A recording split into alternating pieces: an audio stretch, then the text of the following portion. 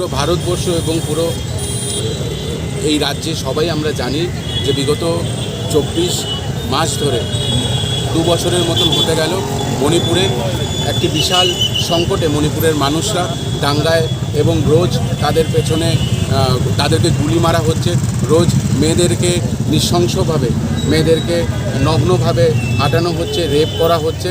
এবং আমরা জানি যে কি 2 দিন আগে জিরিবামে সেম ঘটনা হয়েছে, 4 থেকে 5 জনকে অপহরণ করে নিয়ে চলে যায়।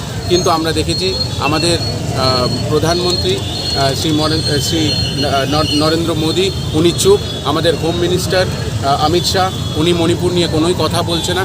আমরা এই কথা আমাদের এলওপি লিডার রাহুল গান্ধীজিও অনেকবার ওনাকে বলেছে যে আপনি মণিপুরে যান, আপনি এই প্রবলেম সলভ করুন। কিন্তু আমরা দেখেছি যে দিনের পর দিন উনি চুপ করে বসে আছে, উনি শীত ঘুমে আছে। এবং প্রত্যেক দিন মণিপুরে কোথাও মার্ডার হচ্ছে, কোথাও মানুষকে অপহরণ করে নিয়ে যাওয়া হচ্ছে, মহিলাদেরকে নির্যাতন করা হচ্ছে, নগ্ন রাস্তায় হাঁটানো হচ্ছে। এটি একটি লজ্জাস্কর ব্যাপার।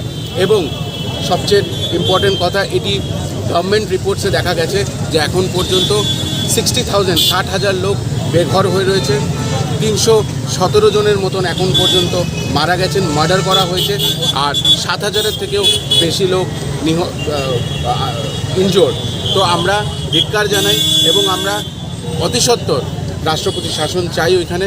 এবং আমরা ত্রিপুরা প্রদেশ যুব কংগ্রেসের পক্ষ থেকে একটি আওয়াজ তুলতে চাই যে আপনি শীতঘুম থেকে উঠুন মোদিজি, এবং শীতঘুম থেকে উঠে মণিপুর যেটা ভারতের একটি অঙ্গ, সেই মণিপুর রাজ্যটাকে বাঁচান।